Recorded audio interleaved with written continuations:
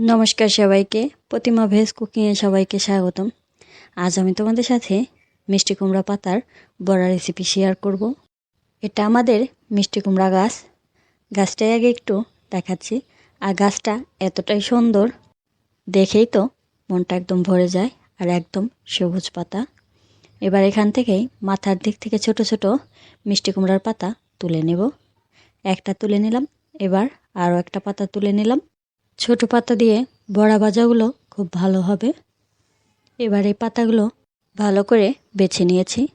আর এবার একটা পাতা তুলে দু হাতের তালুতে একটু পাতাটা ঘষে নেব। এতে করে মিষ্টি কুমড়ার গায়ে যে কাটা কাটা থাকে সেটা আর থাকবে না। দু হাতের তালুতে ভালো করে ঘষে নিতে হবে। একটা ঘষে নিয়েছি, এবার আরেকটা ঘষে নেব। সবগুলো পাতাই একইভাবে ঘষে নিয়েছি। এবার এই পাতাগুলো ভালো করে ধুয়ে জলটা একদম ঝরিয়ে নিতে হবে। এবার ভাজার জন্য গোলাটা তৈরি করে নেব।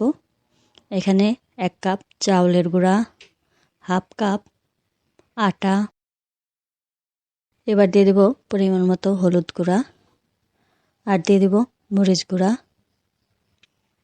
পরিমাণ মতো লবণ। এবার অল্প অল্প করে জল দিয়ে ব্যাটারটা গুলিয়ে নেব। একবারে বেশি জল দেওয়া যাবে না, তাহলে পাতলা হয়ে যাবে। অল্প অল্প করে জল দিয়ে ব্যাটারটা গুলিয়ে নিতে হবে। আর এই ব্যাটারটা খুব বেশি পাতলাও না, খুব বেশি ঘনও করা যাবে না। গোলাটা গুলিয়ে নিয়েছি। এবার একটা মিষ্টি কুমড়া পাতা কিভাবে ভাজ করতে হবে সেটাই তোমাদের সাথে শেয়ার করব। প্রথমে দুই পাশ থেকে একবার ভাজ করব, তারপর মাঝখান থেকে আরেকটা ভাজ দেব। পাতা ভাজ করা হয়ে গেছে। এবার পাতার দুই পাশটায় গোলা মাখিয়ে বড়া ভেজে নেব।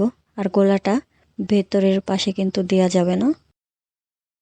এবার বড়াগুলো ভেজে নেব। চুলায় প্যান বসিয়ে দিয়েছি। এবার দিয়ে দেব সয়াবিন তেল। আর তেলটা গরম হয়ে আসলেই বড়াগুলো দিয়ে দেব। বড়াগুলো দেওয়ার সময় চুলার আঁচটা একদম লো রেখে দিতে হবে। বড়া দেওয়া হয়ে গেছে।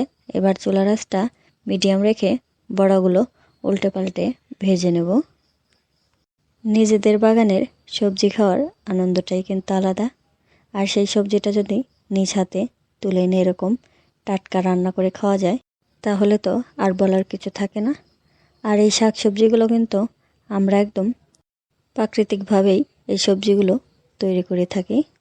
কথা বলতে বলতে বড়াগুলো একবার উল্টে পাল্টে নিয়েছি, আরেকবার উল্টে পাল্টে দিচ্ছি।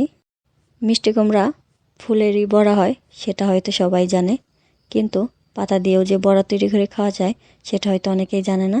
আজকের এই রেসিপিটা দেখে তোমরা একবার বানিয়ে খেয়ে দেখবে, আশা করি খুবই ভালো লাগবে।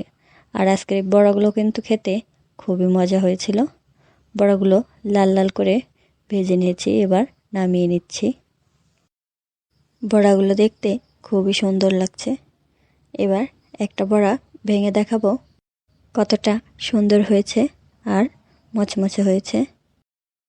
আজকের এই রেসিপিটা তোমাদের কেমন লাগলো অবশ্যই কমেন্ট করে জানাবে। সবাই ভালো থাকবে, সুস্থ থাকবে। নমস্কার।